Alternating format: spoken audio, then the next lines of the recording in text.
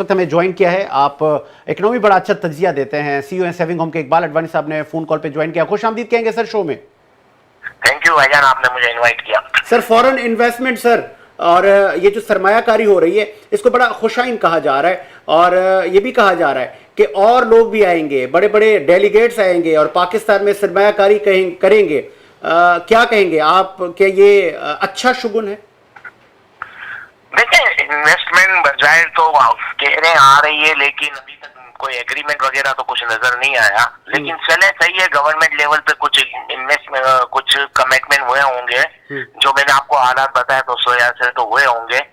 लेकिन इस तरह इन्वेस्टमेंट एक्चुअल आती नहीं है जिस तरह पाकिस्तान लाने निकला है ना, इस तरह इन्वेस्टमेंट नहीं आती।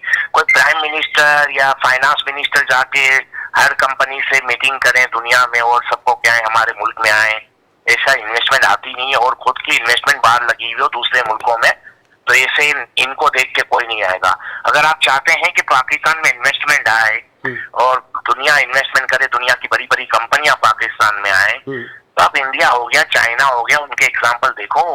उनके यहाँ जितनी भी कंपनियां इन्वेस्टमेंट करने आती हैं वो उनकी लोकल कंपनियों के साथ आती हैं। हम अगर चाहते हैं कि हमारे यहाँ इन्वेस्टमेंट आए तो हमें अपनी लोकल कंपनियों को तहफुज़ात दूर करने पड़ेंगे, उनको स्ट्रॉन्ग करने पड़ेंगे। हमारे तो जो लोकल बिजनेसमैन है, हमने उनके ऊपर इतने केसेस बना रखे हैं कि ज्यादातर तो वो बाहर चले गए हैं, और जो है वो बेचारे पैसिया भुगतते हैं। तो जब तक हम अपने लोकल इन्वेस्टरों को, लोकल कंपनियों को स्ट्रॉन्ग नहीं करेंगे, दूसरी कंपनियां नहीं आएंगी। तो पहली तो चीज हमको सबसे पहले इस पे अमल करना पड़ेगा, तब जाके इन्वेस्टर आएगा।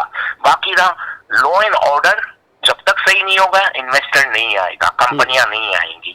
हमको लॉ एंड ऑर्डर सही करना पड़ेगा। हमको अपनी करेंसी जो डी वैल्यू होती रहती है उसको रोकना पड़ेगा। हुकूमत को ये काम करने जो मैं बता रहा हूँ, वन विंडो पॉलिसी के कोई भी कंपनी आए, कोई भी इन्वेस्टर आए, उसको सहूलत मिलनी चाहिए।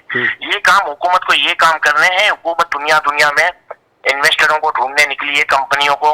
मेरे हिसाब से इस पे वर्किंग करनी चाहिए हमको, हुकूमत पे। और दूसरी एक चीज मैं आपको बताऊं पाकिस्तान के हवाले से, एक बात उसके साथ ऐड कर दूं कि जो प्राइवेट पाकिस्तान करने जा रहा है, जो अपने इदारे, तो पाकिस्तान को प्राइवेट करने चाहिए, हर उस इदारे को प्राइवेट करना चाहिए जो नुकसान में चल रहा है।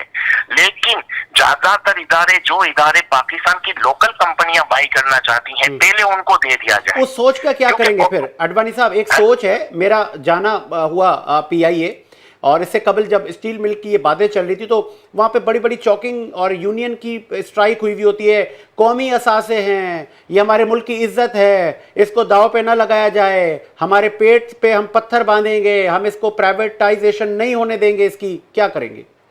नहीं, प्राइवेट तो करना ही पड़ेगा। जो इदारे नुकसान में चल रहे हैं उसका कोई हल नहीं है। वो भले कुछ भी लिख रहे हैं, लेकिन आपका इदारा अरबों डॉलर नुकसान कर रहा है तो आप कैसे चला सकेंगे?